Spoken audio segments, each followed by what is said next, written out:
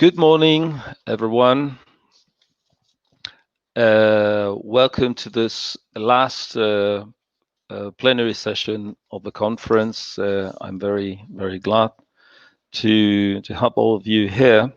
My name is Julio Carabe. I'm going to co-chair this session with my colleague and friend, Professor Wim Zinke, to whom I will give the floor later. So we will start this plenary session with a paper from TNO Energy Transition. The name of the paper is Designing PV for the First Generation of Solar Electric Vehicles, and the presentation will be given by Dr. Bona Newman, who's a program manager for crystalline silicon module technology and PV mobility and TNO, and who was an early adopter of hybrid technology with the Generation 1 Toyota Prius in 2000, and who's looking forward to driving a solar vehicle soon. So thanks very much for being here and for sharing your work with us. Please go on, Bona. Great. Thanks very much for the introduction and the invitation to speak today. So as mentioned, I'll be talking about solar electric vehicles. But as this is actually, we're in the process of helping to work on a production, commercially available electric vehicle. This is not work that I've done all by myself. And so I'd like to start by recognizing my colleagues at TNO, who I've worked with. As many of you know, TNO is actually, we were formerly ECN, at least the solar energy component. And we 2 years ago joined TNO, and for a while we were ECN part of TNO, and now we are TNO, just to clear up any confusion on that front.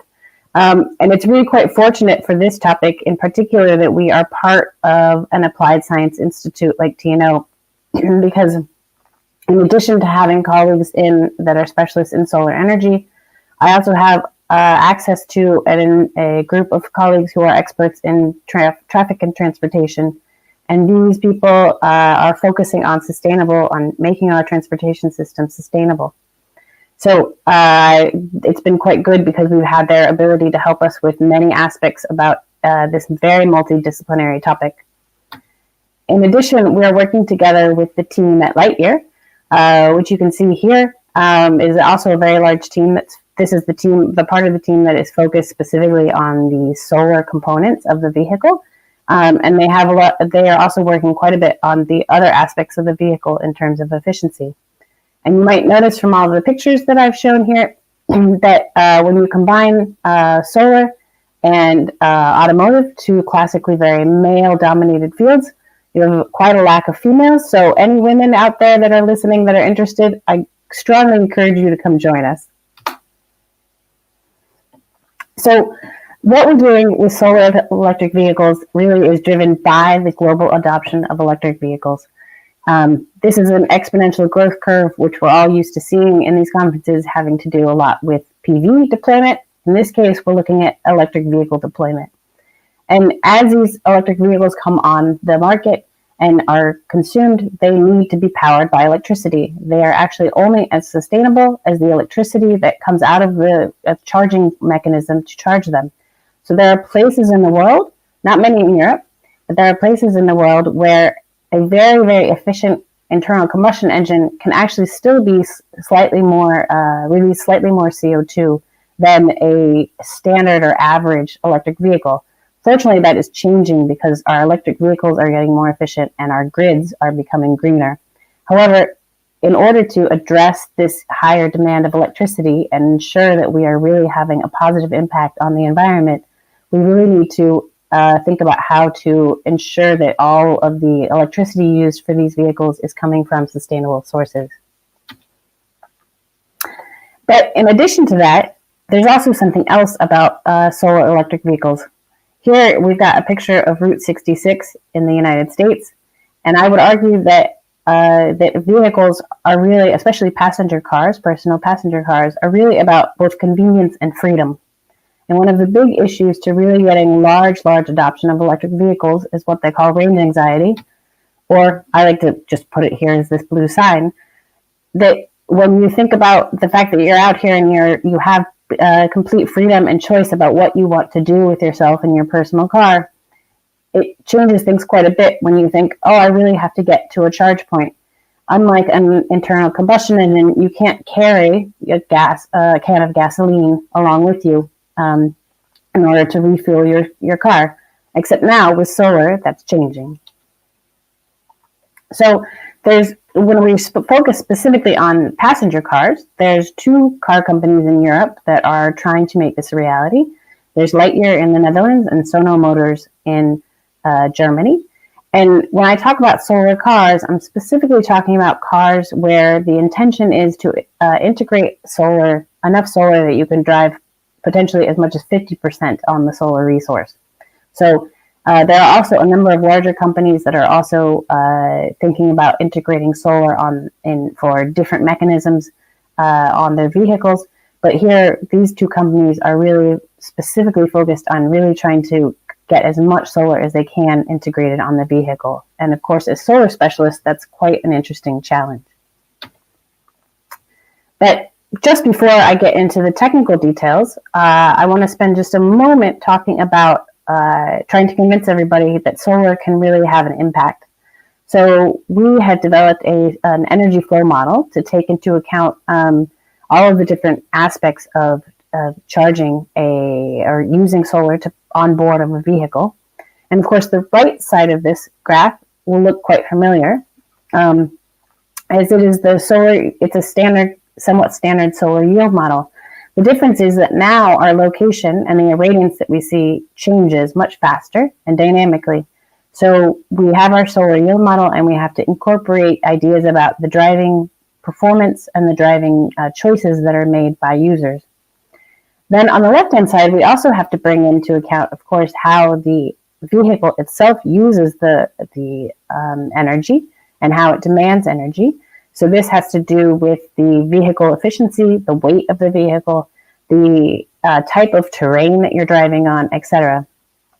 And then you have your battery and the charging model. And these variables have to do with how big the battery system is and what you choose to do in terms of charging in preparation for your next trip or your normal habits. And then out of this, we're able to take out a number of parameters that we can use to validate or qualify how much potential there is for PV on board. And these, of course, are CO2 equivalent savings as one benefit and economic savings. And we can also calculate the number of kilometers that you can drive. But what I think is oftentimes very interesting to look at is actually the number of times that you need to plug into the grid. And we call this charging moments. Now, I'm only going to give a very brief summary here. If you'd like to see more of our modeling, you can check out the contribution from my colleague Anna Carr. She presented yesterday in 6D011.3. And of course, I think you can watch that for another few weeks if you're interested in knowing more about some other scenarios. I've just shown a brief summary here where we've taken a Nissan Leaf E+. This is a pretty average efficiency electric vehicle these days with 170 watt-hours per kilometer. And we've assumed that this car, that we can put 800 watts STC type performance PV on the vehicle, and then it drives about 13,000 kilometers a year. And then we've located it in a less than sunny place, Amsterdam, and a very sunny place in Melbourne, and looked at what kind of benefit we can get. And you can see excuse me, I'm sorry, that's an unplanned event here at my house.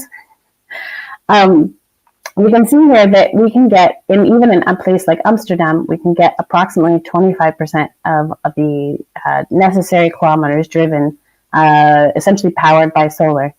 And this leads to a reduction in grid dependence of 23%. So this means that you can actually plug into the grid approximately 25% fewer times per year. And that one thing to remember about that is, of course, that's not distributed necessarily linearly across the year, but there's actually times in the summer where you don't need to plug into the grid at all for a month or 2 months, depending on your driving patterns. In addition, of course, there are CO2 savings and electricity savings that will depend on your local cost for electricity and local grid mix that's coming. And all of this depends quite a bit on, these vary based on car efficiency, battery size, the location, profile, and the charging strategy, and of course, the amount of PV that you can put on the car. So I'll move on to that next. So we have been working with Lightyear to prototype and design the PV to put to cover all of the sun-facing areas of the car. We are currently using high efficiency IBC sun power cells, as those offer us some of the best power commercially available on the market. And we've developed a novel interconnection design in order to minimize mismatch losses due to the non-uniform irradiance. There's been a couple of very good talks and some papers recently about this, that you really need to cluster your cells and think about what you're connecting in series and what you're connecting in parallel in these systems in order to reduce the mismatch losses, which can lead to quite a bit of loss in the actual performance of a 3D module. In addition, Lightyear has developed a proprietary distributed maximum power point tracking system that is designed to specifically deal with some of the dynamic and partial shape conditions of the vehicle that the vehicle will see. In doing so, we've been able to incorporate solar panels on 90% of the area of the hood and the roof and the trunk of the car. So these are all active cells. There are no dummy cells on any part of the vehicle. This gives us more than 5 square meters of active area, and that results in having more than 1,200 watts integrated on the car. And so if you remember before, my numbers for the Nissan were approximately 800 watts. Here we've got approximately 1,200 watts, and the Lightyear vehicle is now considered to be the most efficient electric vehicle on the market, with a very significant savings of efficiency as a vehicle. So this is the vehicle, a picture of the vehicle taken last year on a tour of the United States, actually. And you can see that one of the other big criteria is, of course, the aesthetics. And I hope you'll agree with me that the solar panels look pretty nice, parked there along the street. They're, because of some of the work we've done with the black performance, etc., they're not clearly visible from a distance, and when you get up close, they provide you a pretty nice interaction and aesthetic. At least most people seem to agree. So one of the ways that we've done this is we've actually built this up based on the technology of conductive back contact foil. And the reason that part of the reason we've done this is because it allows us to build this up as a layered structure. So we can integrate it into the actual processing step, the processing of and the build of the solar roof, or the roof component of the car. And it's also very easily integratable with composite materials, which of course is an important factor in decreasing the weight and increasing the efficiency of the electric vehicle. We can realize all of our interconnection by easily patterning the foil, the back contact foil that is used. And that allows us also to incorporate cells of different sizes in order to get better coverage and performance of the modules. As I mentioned, it's a pretty simple process because it's a layered layup, and it's easily integrated into these other processes for the other materials and structures. And the low stress interconnect, since you don't have interconnections going from the front to the rear of the cell, that increases the mechanical stability, which gives us more ability to design for the 3D shape and spherical curvature. So for example, here's a picture, an EL picture of a module using this back contact foil before curvature or stress. And then we wrapped this around a cylinder of 25 centimeter diameter, and then took another EL picture. And as you can see here in this bill of materials, we're able to realize this without any cracking in these cells. These are full-size cells in this case. And another benefit for any startup company is the fact that this foil is commercially available from DSM and other companies. And that, of course, helps relieve, it's well demonstrated in the field for PV and reduces some of the risk. You've got 5 minutes. Thank you very much. Bona. One of the other big issues is, of course, how do you test these modules? And one of the big things that we're trying to develop. So we are doing this in a Poisson flash tester.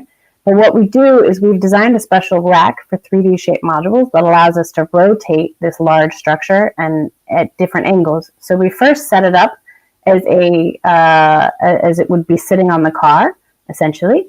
And then we define different areas of the modules that we are interested in looking at, and we can measure those separately. So the first measure, we center and aim at the light source. And then the second measurement, we rotate the module such that we can look at the best performance that we can get out of each section of the roof.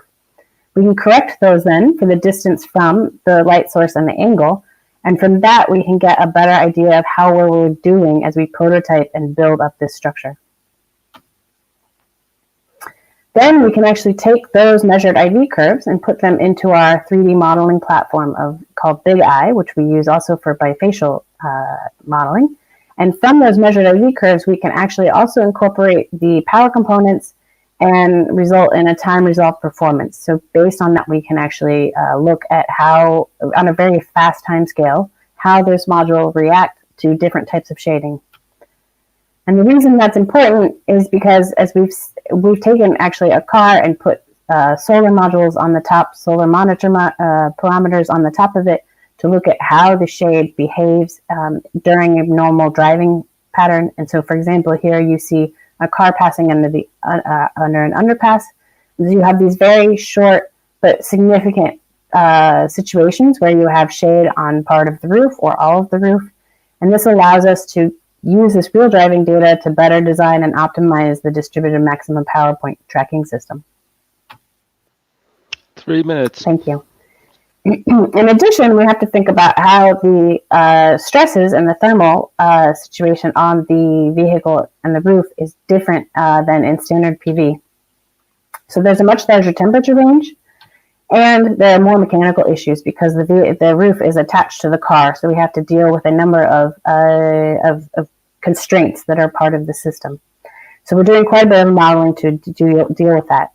And of course, then we have to think about how we actually can test it.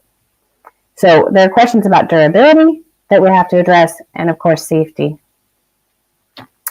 So we are dealing with a fairly long list of standards that we need to go through testing. We are using all of the PV standards, and at this point, we think that the electric vehicle standards actually do a pretty good job of covering most of the issues with the PV as well. But that means that we have to do additional testing on the PV that we're not used to. So as an example of that, I'll just show you what we have to do with the automotive hood. Of course, the automotive hood has quite a set of requirements all on its own. And then, of course, we're covering this now with PV cells and glass. And there's pedestrian safety testing that has to be done, where we actually have to ensure that if a pedestrian is hit, when we put this on the hood, that we can ensure that the pedestrian will be safe. I'm going to show you a video of this now. Of what this looks like for standard testing hood. 1 minute. Thank you. And you can see here that this is pretty dissimilar to the sort of testing. It requires that we really think outside the box of how we're going to develop this stack of materials and make sure that we are creating a safe situation. So I'll just leave you shortly with the market potential. I won't go through all the numbers, but what I can tell you is that by 2030, it's expected that this market of vehicle integrated PV will probably be approximately 35 gigawatts per year. So while it's not an enormous piece of the market, it is going to be a reasonably sized piece of the market, of the vehicle integrated market. And I think it's an excellent application and a beautiful way that we can get our solar out there for the public. Thank you very much for your attention. And I look forward to your questions. Thanks very much for this very interesting talk, with this insight into the near future, we hope. Thank you very much, Bernard. Well, unfortunately, there are more questions than we do have time to go through. Well, I will just convey one of them, which is maybe shorter. Anatole Dessieux says about the PV car shown during the presentation, how much of the system needs to be changed if there is some damage on the car roof? That's an excellent question. At this moment in time, of course, the PV is fully integrated into the vehicle because of the needs for aesthetics. But before production, that's one of the issues that we need to really address, is how do we address repair issues? Is it possible to actually separate the PV panel from a roof component? And that, of course, will also help with end of life and recycling issues, so the improved LCA. So we hope to prove that. And then I would just mention a very short comment, which doesn't need any answer, by Pierre Verlinden. Bon, a great talk. I am convinced, proponent of VI PV, but it seems that the automotive industry is not really interested. Well, probably we have to do something to convince the industry. We don't have any more time. It's a pity because the talk was extremely interesting. Thank you very much. Pierre, I'm talking about that. We have ways. Thanks a lot. Then we have to go to the next talk. The next talk will be given by Gavin Heath. It's called Sustainability of Photovoltaics for the Terawatt Era. Dr. Gavin Heath works at NREL. He's a senior scientist at the National Renewable Energy Laboratory in Colorado. And for over 10 years, he's worked to characterize and quantify sustainability of energy technologies with particular focus on photovoltaics. So thanks very much for being at work. If you're in the US, that means that it's quite late for you. But thanks very much for the effort. Okay, thank you very much. So thank you for the invitation to speak and talk about a topic that I'm passionate about. I also am the operating agent for an IEA PVPS Task 12, which focuses on sustainability. This will be a lightning talk. There was a lot to cover in a short time, and I'll do my best to get through this. I wanted to kind of very briefly review what we've done in sustainability assessment about incremental PV addition. It's really what we've done for a long time, still do. We've learned a lot from it, but it has some challenges to PV today, especially in the terawatt era. Then what is sustainability assessment at the cutting edge today that's more focused on systems and dynamic systems? And then what's the future? What are our concerns about PV at a terawatt scale? And what should be some of the research directions? What should we be doing in the future to address those? So this is an example of what we call process-based life cycle assessments, LCAs, focused on greenhouse gas emissions. It was featured in IPCC reports, Special Report on Renewables, and then the AR5. And it compares on an individual basis with an incremental addition of a kilowatt hour, different technologies. And you can see photovoltaics, that's on the left, the second from the left. And these systems are considered in isolation, and they're not really deployed at scale. They're very useful for making these broad comparisons, but we can do better now. So PV has very low GHG emissions, but we don't consider the effect on the incumbent generators in a system. We don't consider actually very well end-of-life management, manufacturing energy supply mix that can change over time, and other issues.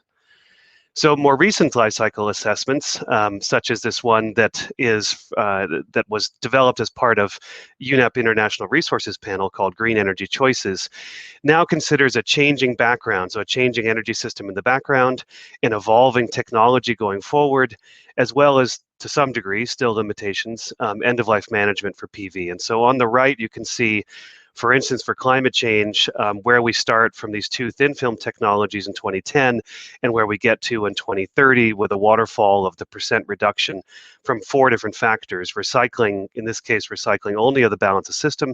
There was not recycling of modules considered here.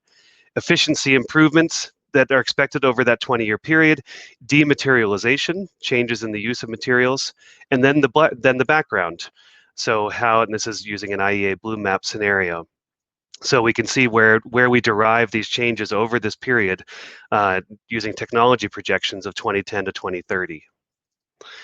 PV can also be considered as part of a system. In this case, we looked at PV plus batteries. This was a recent Task 12 report. Focused at first on a residential building, three different battery scales, and greenhouse gas emissions from the battery contribute between 15 to 25% of the self-consumed PV electricity. So now we're looking at these two acting together to provide energy or electricity for the residential building. So what are our concerns of PV at a terawatt scale? Some of these concerns could include how much land could PV require? That's certainly a terawatt is going to be a lot of photovoltaics. Some of it, or perhaps most of it, will be deployed on land. How much land would it require? What effect could all of this PV have on ecosystems and species? What about human health? What effect could PV have on grid operations, in particular in terms of environmental impacts? There are many other aspects of grid operations to consider. What could be the material demands of a terawatt of PV? And then what are the end-of-life implications? How much waste could there be? These are just some of the questions, and in fact, I don't have enough time to go through all of them, but I'll go through most. How much land will PV require? A few years ago, as part of a study for the Department of Energy, we looked at 34 gigawatts in 2020. That's, of course, now today, but 34 gigawatts of ground mount solar. And then in 2030, 210 gigawatts of ground mount solar. So it's not quite terawatt, but it's still a lot. We consider total project area. And you can see that in this infographic, for every 1 million acres of land in the United States, only 1.5 are needed to supply that 34 gigawatts of our total land area. So that's a very small, less than 0.01%. And by 2030, to achieve that 210 gigawatts of ground mount solar, only 9 acres of land are needed per 1 million acres of land in the US. Again, a very small fraction of the land. Ecosystems and species. So this is just one typology that I found from a colleague of mine, Rebecca Hernandez at University of California, Davis, who has cataloged in this particular paper many of these potential effects on the environment. Both from development, a lot actually occurs in development, some from the operation of the PV system, and some occurring at the end of life. What we need to consider here is, are they worse than incumbent technologies? So PV is going to displace some technologies that have been around for a long time, in addition to capacity additions. And are these, we need to make that comparison. Nevertheless, many of these particular concerns can be mitigated. And actually, another slide later, we'll review some of that. PV effect on the grid at scale. So here we want to, at the cutting edge, really take life cycle assessment and combine that with optimization modeling of the power grid. So this is a study of another colleague of mine, Sarah Jordan, where it looked at using a combined capacity expansion dispatch model. So looking at timescales of years going forward into, and also looking at dispatch at an hourly resolution. At a regional scale in the Western United States, using optimized dispatch, considering policy effects, and considering renewables plus storage technologies. The life cycle, all these technologies in the upper left are being considered from coal through to geothermal, considering all the stages of the life cycle. And what they found is that life cycle results suggest that optimization models can focus on generation alone may underestimate emissions by 18 to 29%. So we need to consider that full life cycle to get the full impacts. Material demands of PV at terawatt scale.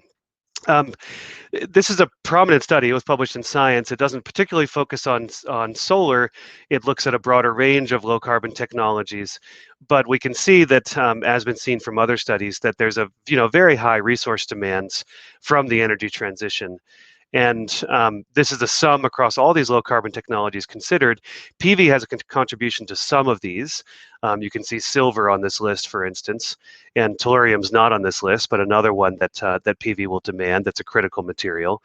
And these are the kinds of scenarios that people are concerned about how we're going to supply the material demands for the energy transition.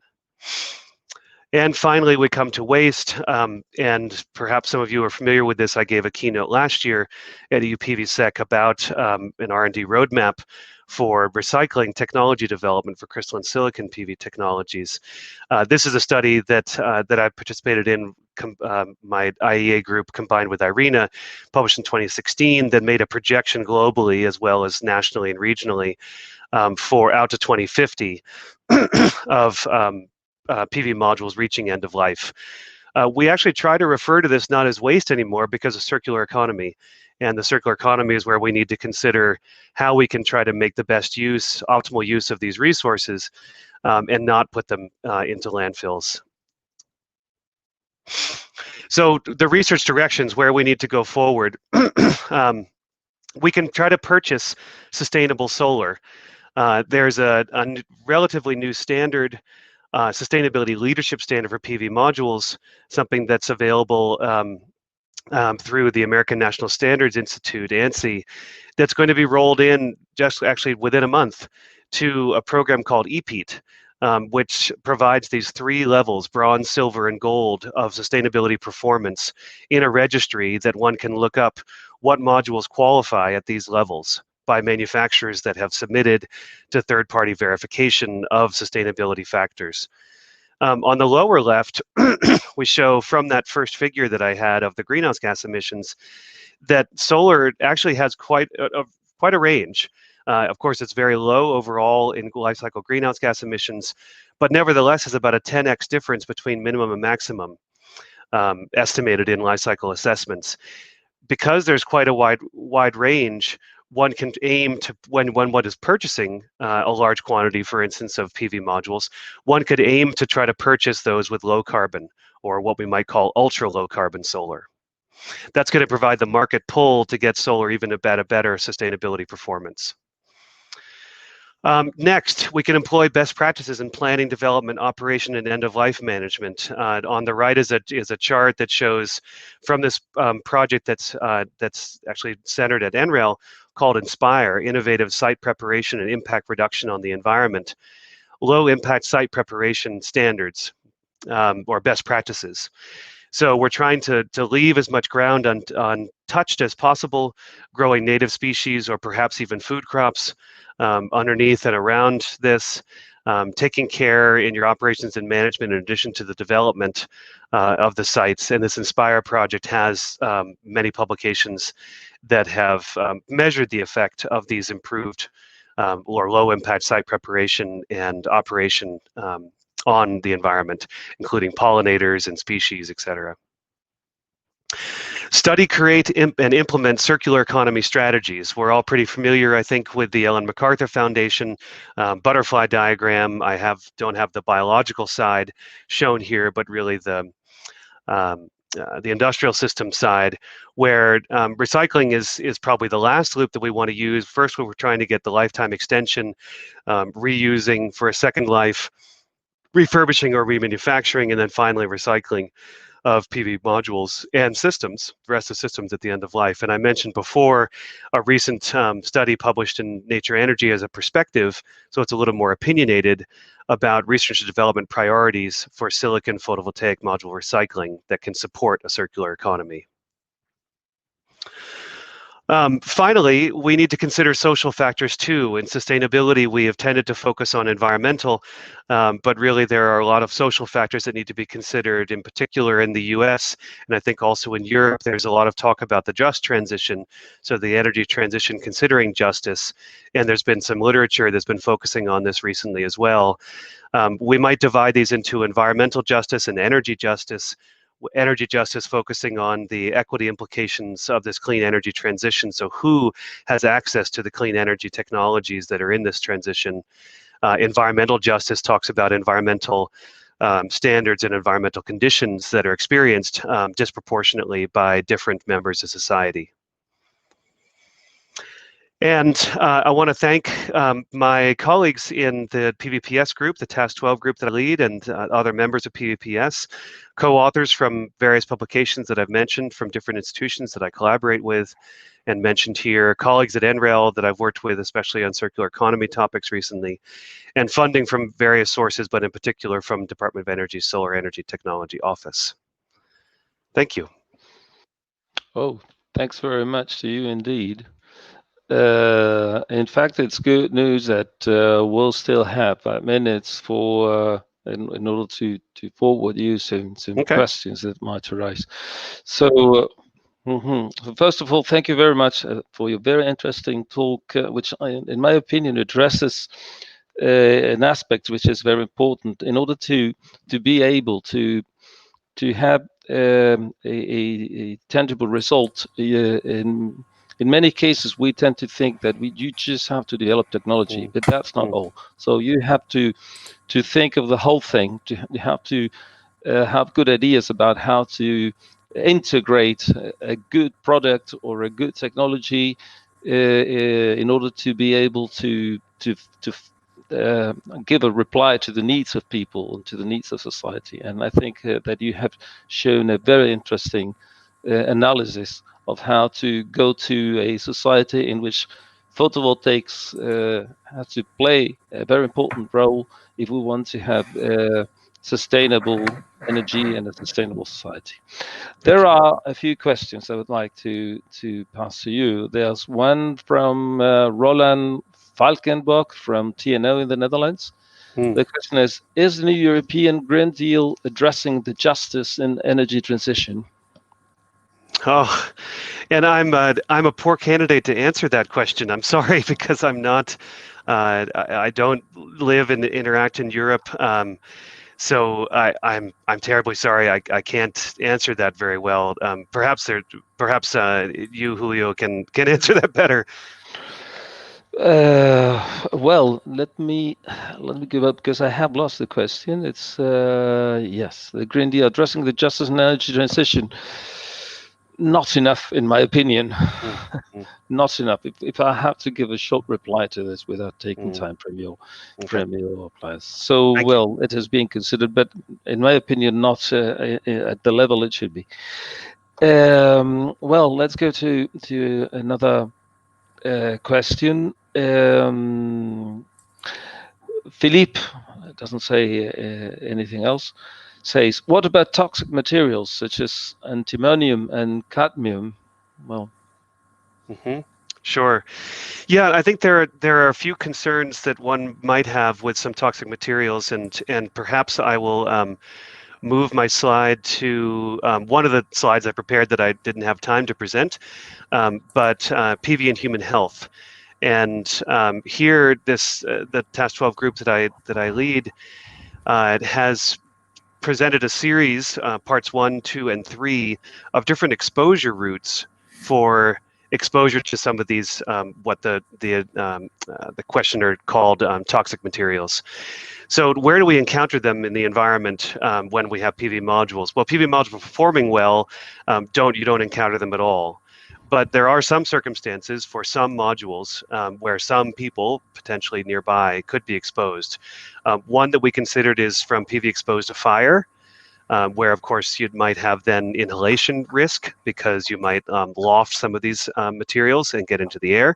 A second is from PV modules that are broken, that are left in the field. And so there you might have a water route getting into the module, down to the semiconductor layer, leaching toxic materials out onto the soil, and then different pathways to get to exposure to people. The third and the final one, which was published quite recently, was on module disposal. Here we're referring to landfills. And PV modules in Europe cannot, by law, be put into landfills. In the US and other regions, they still can. And there are some questions about whether PV in landfills could lead to some human health risk. What we find from that one has garnered, I think, more interest than the other two. What we have found from that one is even under very worst case, or rather health protective assumptions, and I want to in particular point out that we considered landfills that are unlined, which are illegal in Europe and illegal in the United States and many other countries. But under that worst case condition, we did not find that at least one of the highest priority selected chemical, cadmium for cadmium telluride modules, lead for silicon modules, selenium for SIGS modules, for those particular specific chemicals, the ones that we also think would present the highest risk, that the risk that we evaluated was for cancer and non-cancer outcomes was not greater than risk thresholds set by regulatory agencies that would then trigger further examination. So it's not saying that there's no risk, but we all need to understand that we do live in a society that has risk all around us, and so we have to set a level of acceptable risk. And these circumstances, even under the worst case and most health protective circumstances and assumptions we could make, did not lead to that going above those thresholds. Thank you very much. Very interesting talk. It's a pity we can't continue with this talk and also with the previous one. Extremely interesting. So thanks very much. You're welcome. For being with us, even during the night for you. Thanks very much for sharing your work. And then I will give the floor to my colleague and friend, Professor Wim Zinke, who will go for the rest of the session. Wim, please. Yes, thank you, Julio. Ladies and gentlemen, I think we have several hundreds of viewers right now, which is very good in this exciting last session. It is my pleasure to introduce Wilfried van Sark, who is one of the most experienced people in photovoltaics in the Netherlands, with 35 years work in that area in a very broad range from hardcore device physics. He moved down the value chain working on systems right now, and is professor at the Copernicus Institute of Sustainable Development at Utrecht University in integration of photovoltaic solar energy right now. Wilfried, the floor is yours. Wilfried, please, you have to unmute yourself. We can't hear you.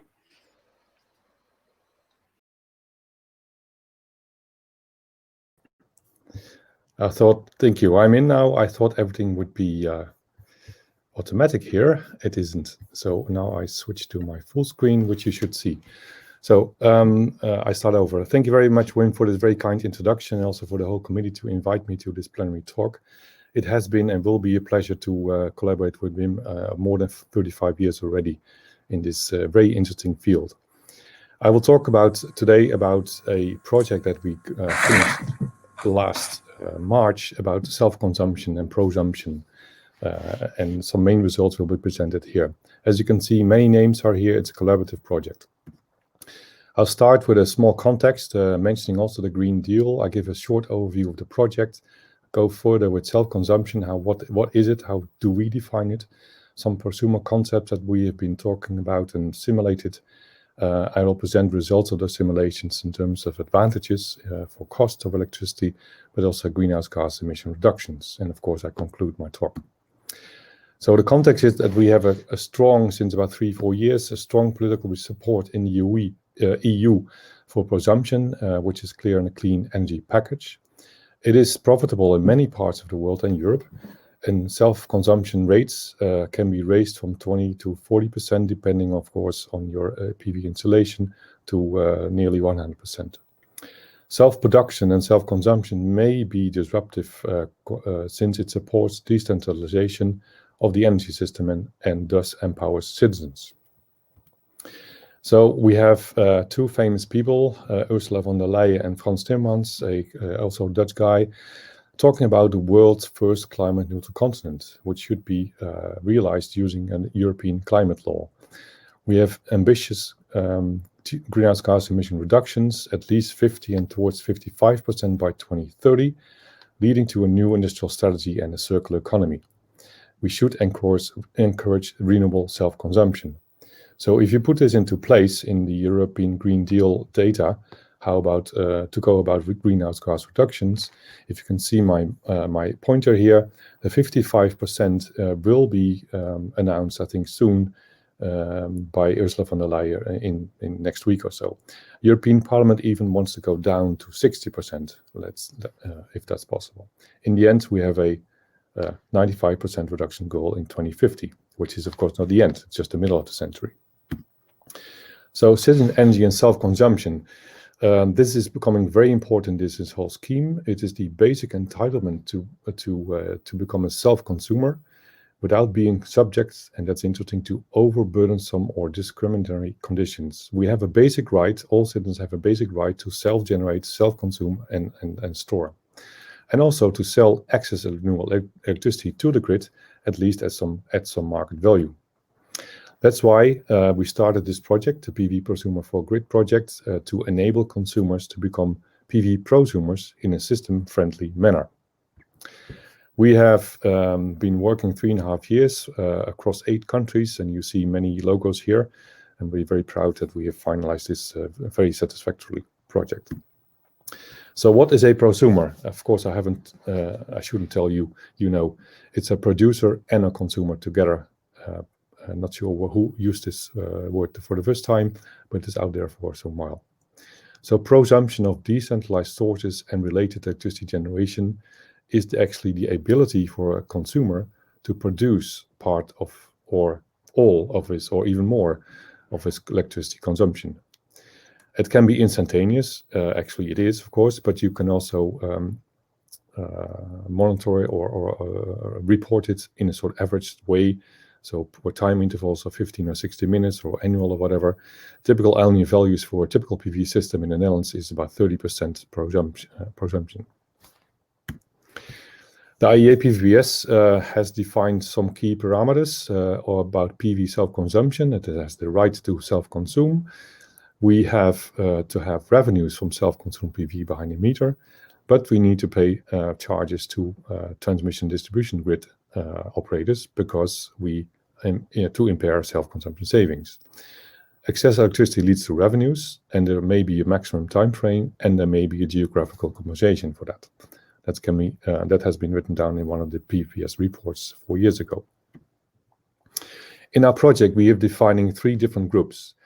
Group 1 is the private, local, on-site self-consumption, so the private owner of a PV system consuming and producing PV electricity at one place. So that's the point number 1 in the center of this circle. Group 2 is a scheme where we think about collective self-consumption, where a group of actors aim consuming electricity from a shared PV system. And the next level is the group 3, where we have virtual self-consumption, where generation and consumption happens at the same time, but at different locations. So this will be your virtual power plant.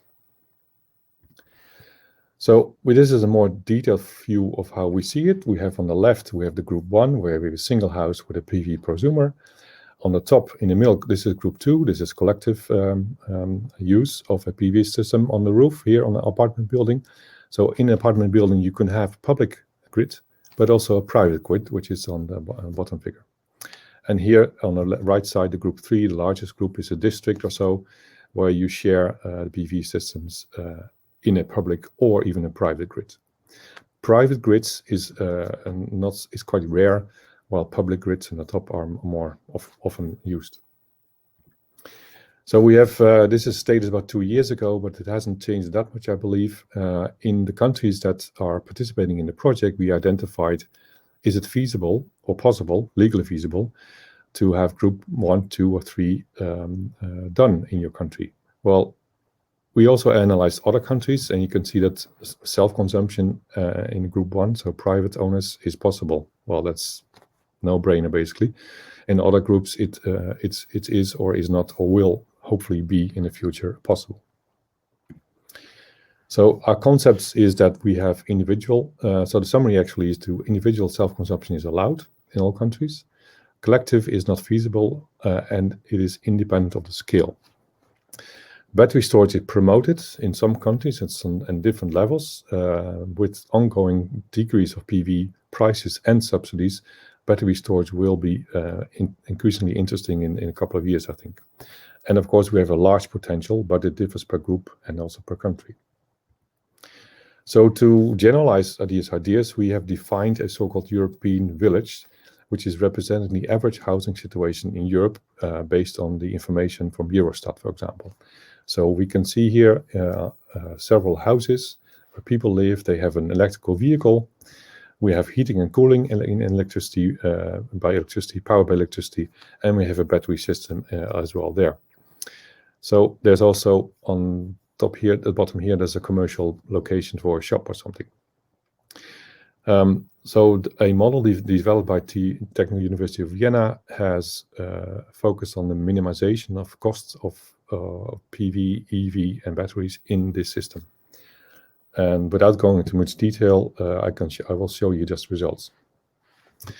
Results are presented for 3 different scenarios, meaning that, say, basically the grid consumption, there is no investments in PV and storage, so that's the standard basic conditions we have now, so no PV. The second scenario is we have PV and storage, but no community, so all metering points are separate. And the third scenario is we have PV investments and storage, and we allow sharing of energy, so that's an aggregated metering point. So what we see, and this is an overview for Portugal, you see on the right side the sort of symbol flag of Portugal. I present results in this way. On the left, you see the total cost of electricity for this community, for this European village, which is 35,000 euros in this particular example. So if we have just invested in PV, but we do not allow sharing, you can see a decrease to about 22,000 euros. And if we do allow sharing, there's even a further decrease to 21,000 euros. The total costs, of course, are due to grid procurement. So what do we need to pay to the grid, or the grid of the energy supplier, basically, which, of course, in the reference scenario is high and is much lower in the scenarios with PV. But we need investments of PV and storage. So that's why we have to add the investment cost, the capex, to the total system. So basically what we see here, and that's sort of systematically shown here, we shift operational cost to capital investment costs. For the rest, we have some annual fixed costs, which are similar, and there is, of course, revenues because we supply energy back to the grid by the PV system. So this is for Portugal. In a different way, I show the other countries. It's not the absolute value, but a relative change. If we go from the standard situation to PV investments without sharing and PV investment with sharing. So the change is in Austria, in this case, it's about 6% if you have PV in this community, and 12% or so if we allow sharing as well. So for the other countries, it's similar. We also always see a reduction in negative change, so positive for our community in terms of investing PV, and sharing is always a little bit better, gives us a little bit better figure. We can explain this by, so we see in the southern countries, Portugal, Spain, and Italy, the change is larger. That has to do with the larger irradiation values, so higher revenues for PV there. Other countries, Belgium, Germany, and Netherlands, suffer from high energy costs, and the lower changes in Austria and France are due to the lower energy costs in those countries.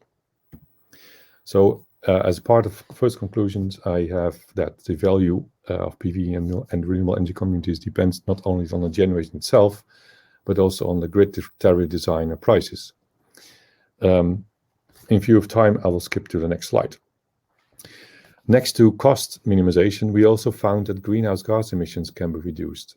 Of course, we need to take into account and do a proper LCA, referring back to the previous talk, of all the systems that we're going to install. So the PV systems, the batteries, EVs, and heat pumps. And we use the eco-event database for that.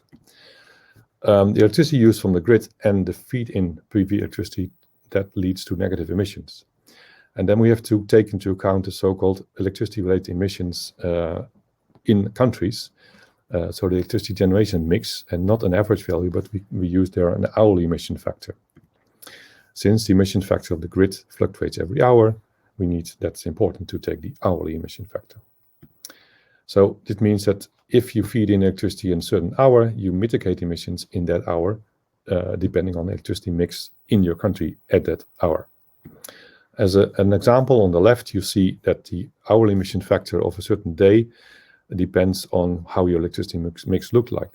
So if you have in the top few renewables there, which is the case of the Netherlands in 2017, you see very high emissions of around 550 kilogram. grams actually. No, sorry, kilograms CO2 per megawatt hour. In France, we have a nuclear base, so the emissions are low. And in the middle, we see Italy, where you see in an afternoon, in the middle of the day, you see a lowering because of the high amount of PV that's installed and leads to lower, to the mix being greener.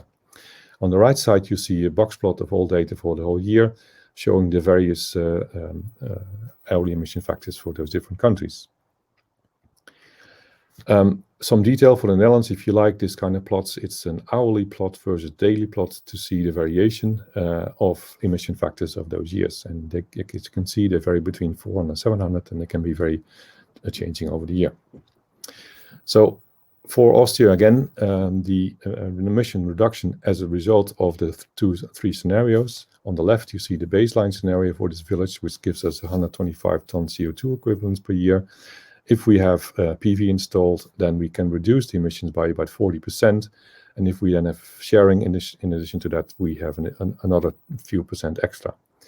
We can relate all, you can see different shadings of those bars. This is all related to the various components of a system. I have no time to go into detail, but it will be done in the paper. For the other countries, it's all similar effects, different reduction values, due to the different systems we have installed in the electricity generation system in those countries. But all in all, it's always reducing CO2 emissions. So in conclusion of that, this part, installation of PV reduces emissions. It's moderated by the attractiveness to invest in PV, which of course is related to the solar radiation in those countries. And it also related to the hourly emission factors. Emission factors generation mixes determine those reduction. And if you are in a country with high emission factors, it's stimulating to install PV. If you have a country with low emission factors, we found that heat pumps and EVs are stimulated. Next to all those calculations, we have advised and provided guidelines to... There's 5 minutes left. Thank you. That's perfectly in time for me. Yes. Including questions. This is one of my final slides. We have done a lot of simulation work, but our aim is also to advise people what to do, especially policy makers. But we also produced guidelines. You see on the bottom line, you see prosumer guidelines for 8 EU member states, but also in national languages, in the Dutch version, but also the Italian version. So guidelines for prosumers in those specific countries, taking into account specific conditions for presumption. We also talked a lot with policymakers and also distribution system operators, consumer organizations as well, to find out what they should do or they should change in legislation or in the regulatory aspects of the grid organization. So there are many policy advisory papers and guidelines, and I invite you to go to our website to find all those different papers. In summary, we state that the EU framework and removal of barriers for self-consumption must be improved. We have a Green Deal and a clear goal. We should maintain its commitment to the net zero 2050, and citizens are at the core, and that's very explicitly stated also in the Green Deal, and that's very nice to have. For electricity distribution networks, there is a new European DSO framework to enhance smart, and the key word here is flexible distribution systems. This also leads to the improvement of TSO-DSO cooperation. And we need to find a way to allocate systems costs in a democratic way between all consumers and prosumers, and which means that we also need to review tariff structures. So this is my conclusion slide. I think we are now aware that presumption is at the heart of the energy transition by distributed PV generation. The potential is country dependent, obviously.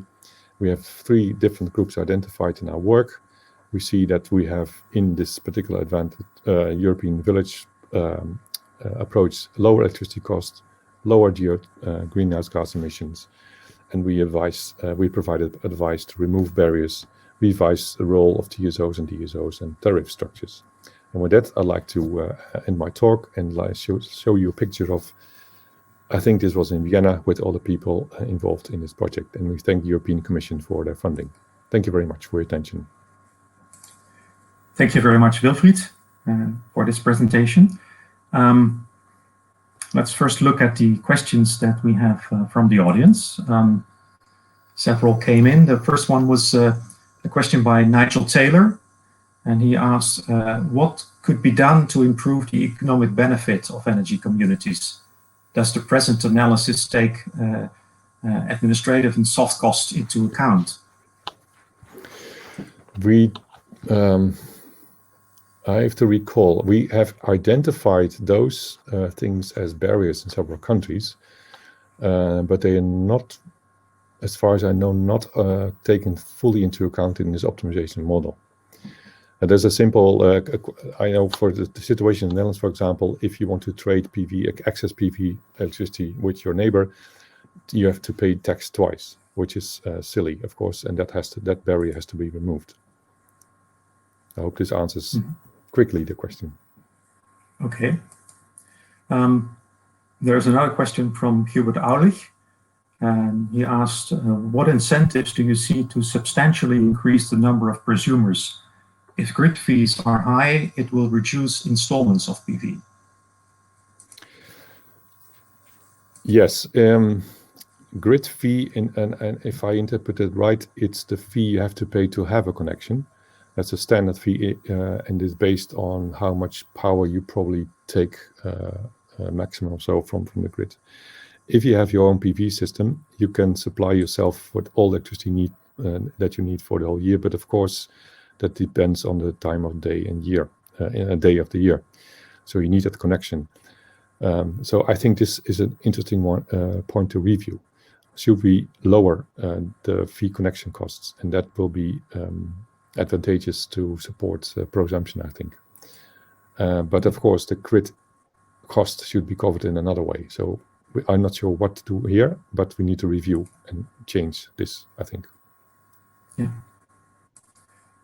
Okay. I see no other questions. And in view of time, I think it's also good to move to the next speaker. Wilfried, thank you very much again for your contribution in this final session. And then this brings us to the very last regular contribution to this conference. And it's certainly last but not least, I heard Roger Nordman, the next speaker, giving a very inspiring contribution to the Solar Industry Forum earlier this week. Roger is a member of Swiss Parliament, but he's also the president of the Swiss Solar Business Federation and vice president of the Association for Transport and Environment. And of course, in these times of crisis, we all would like to go home with a positive and inspiring message. And I think he's certainly the person to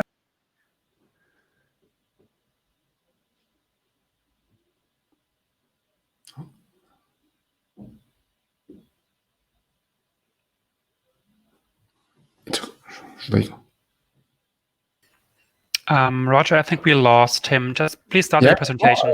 Okay, can I begin? Yes, please. Okay, thanks a lot for your attention. First of all, I just say to the last presentation, in Switzerland, self-consumption and self-consumption community are one of the main drivers of solar electricity of deployment. It's a very important point that was done by Wilfried. Well, today I would like to share with you the political and social impact of my Swiss solar plan.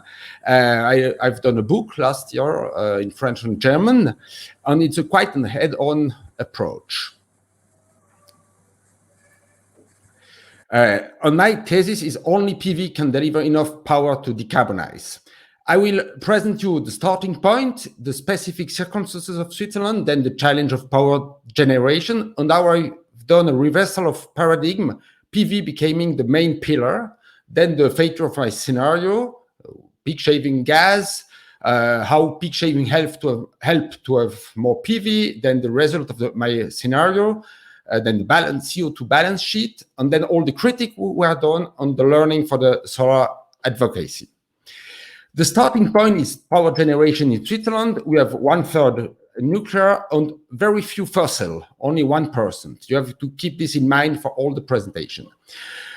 By 2017, we had a referendum, and a large majority of people approved the ban of new nuclear power plant. This is the basic. On the bill, we decided in this referendum only care for half of the substitution of nuclear electricity.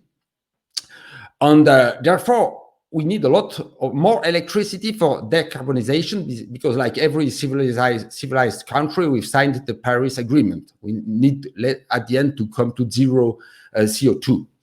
And the aim of my book, of my project, was to show that we need a lot of electricity, and to show that only PV can deliver it in the Swiss context. And therefore, I have to explain you some specific Swiss circumstances to understand my plan. We have specific difficulties and also chances, but I begin with the difficulties. We have a few space. We have lack of space for biomass, for wind power, and for ground-mounted PV. The second point is we have a lot of hydropower production in the late spring because the snow is melting, and it doesn't match with the consumption because the consumption is higher during the winter. And we have, furthermore, only a little additional potential for hydropower because our grandparents worked very well. They harnessed every river was possible to do. So we don't have any more an additional potential. But we have also some opportunities. We have a very high solar potential due to the altitude, due to the good weather, and the priority is on rooftop because we have a lot of roofs. Also infrastructure. We have a lot of infrastructure that we can use, like parking or like noise on such a noise protection wall and like this. We have a huge existing storage capacity, and this is a very specific point of Switzerland. We have 1,000 kilowatt hour per capita when our lakes are full. It's under the power of our pumps to pump water in the lake is 0.5 kilowatt per capita. So we already have the short-run storage infrastructure. It's like a huge battery, centralized, more or less centralized. This is the biggest lake, Grand Dixence. It's about 1 terawatt hour when it's full. So for this reason, we have no problem for short-run or weekly grid balancing. We can shift energy from one week to the next week, from the day and night, or the opposite. It's not a problem in Switzerland. Maybe at the end we have to improve the pumps or install some battery, but it's not a big problem in Switzerland. So under this point of view, we have the best base to begin for a strong solar expansion. But there is one problem. We have not enough reserve to shift electricity from the summer in the winter, because at the end of fall, our lakes are full and there is no more space in the lake to put water to store for the winter. So the challenge of power generation in Switzerland look like this. Here you have the monthly situation from January 11 to November 16, to December 16, sorry. You see first the run of the water, strong in the summer, weak in the winter. And then you have the hydro storage, which is quite constant over the year. Then you have our nuclear with some difficulties at the end because it's not very stable. You have the existing new renewable at the end of situation at the end of 17, and our consumption. And you see already now, we import electricity in winter months and we export electricity during summer months.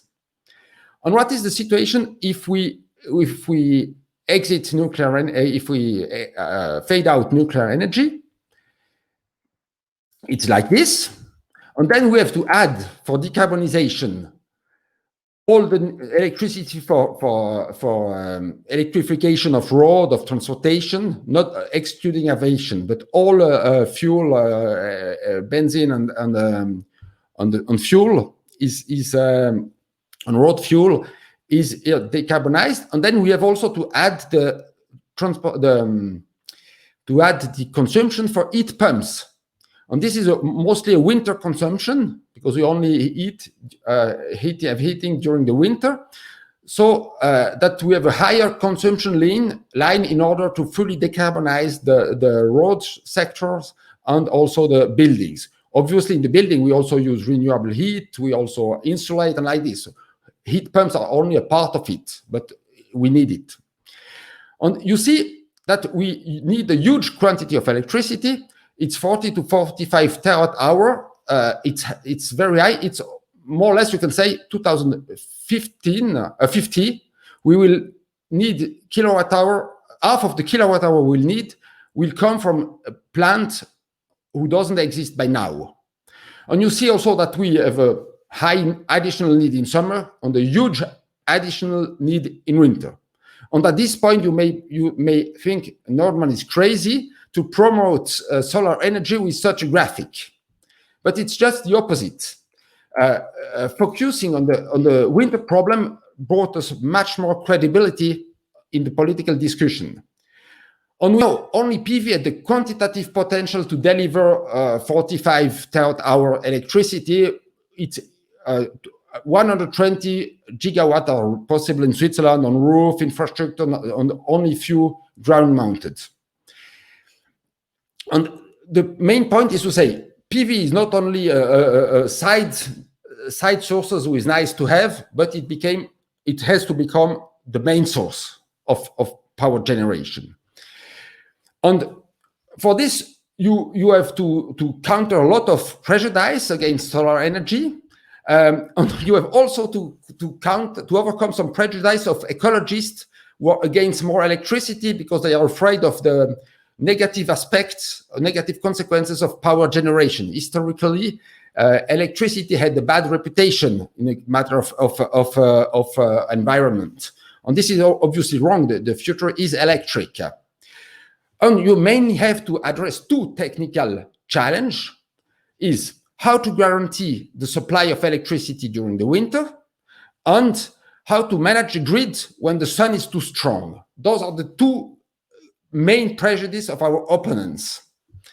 And if you don't address those problems, you can't promote PV at large scale.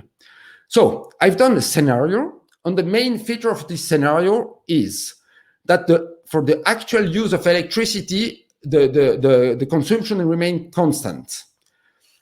But we have this additional consumption for full decarbonization of building and transport, except aviation. Only PV is growing.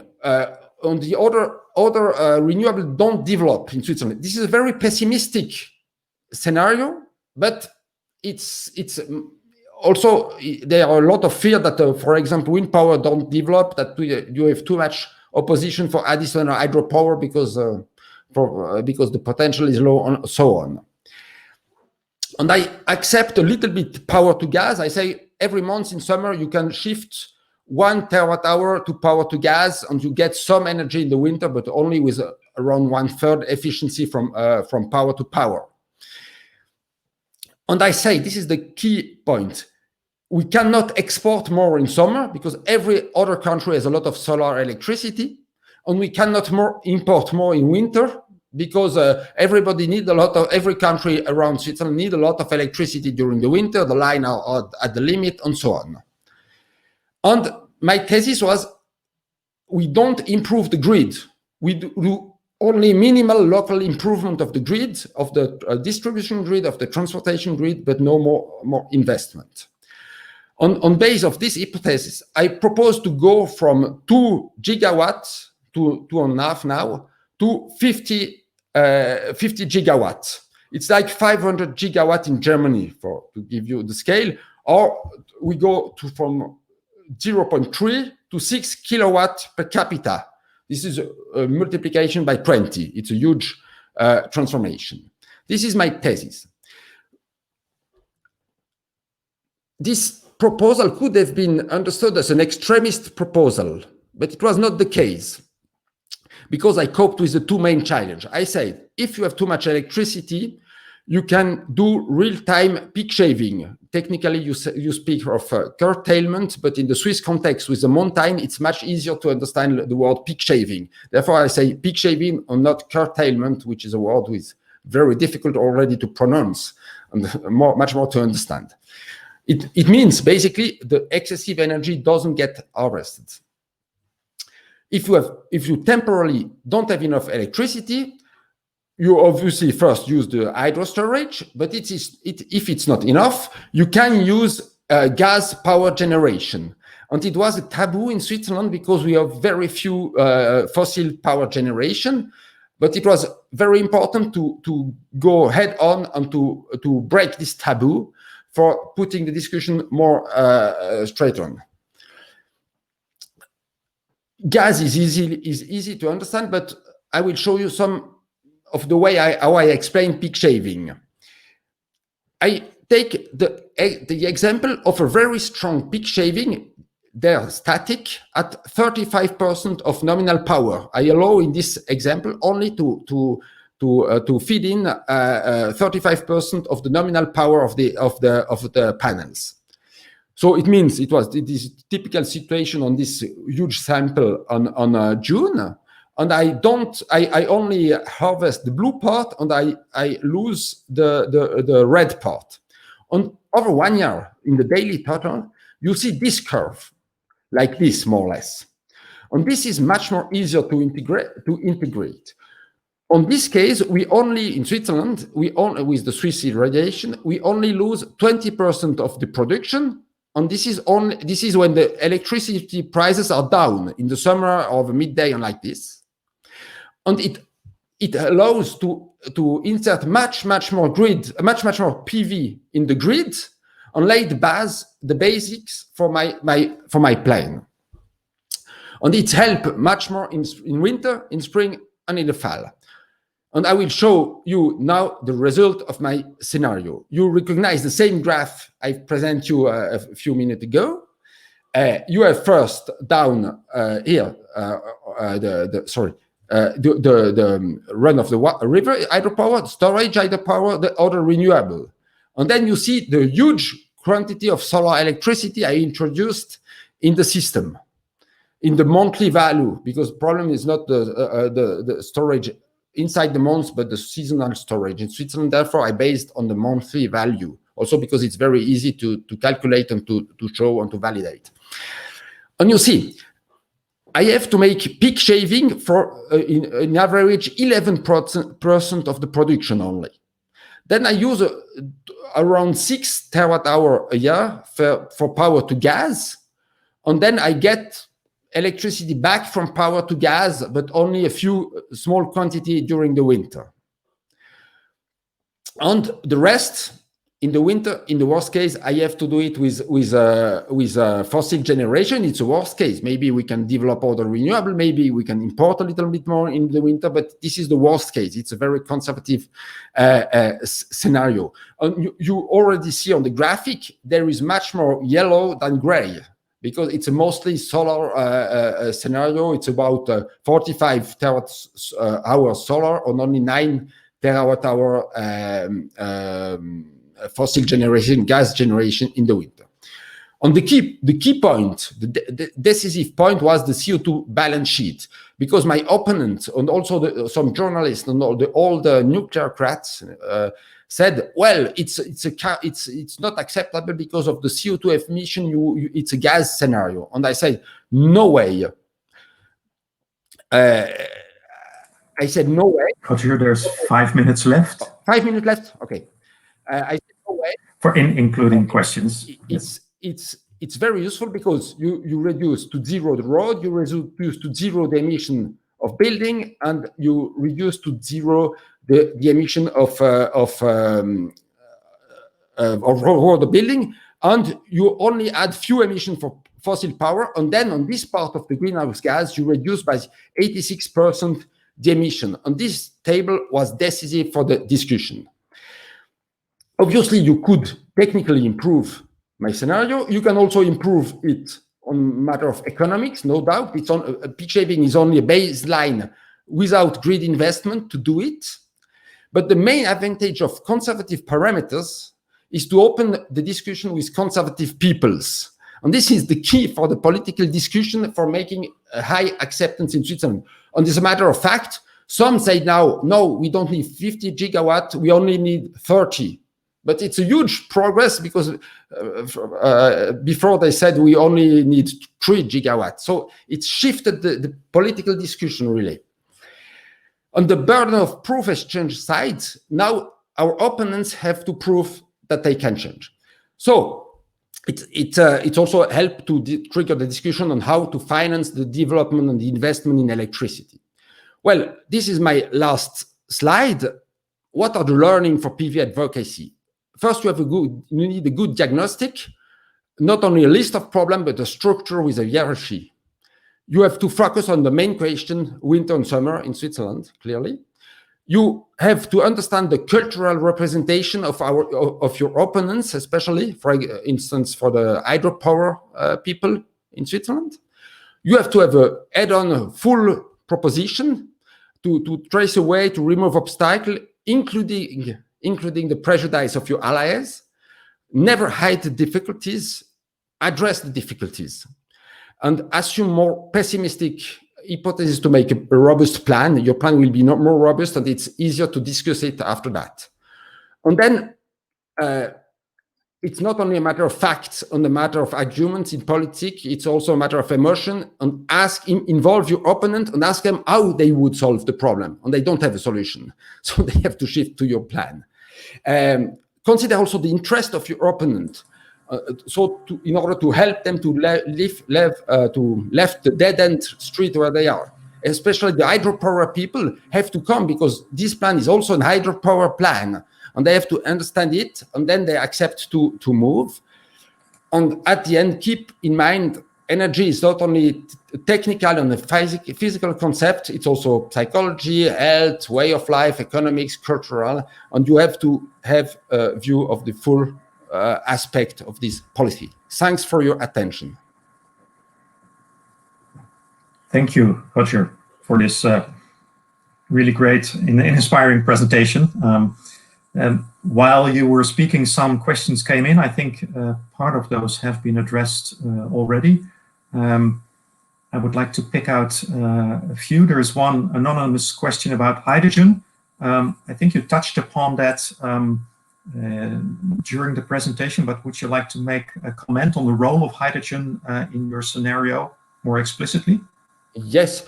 The problem of hydrogen is to store huge quantity of hydrogen.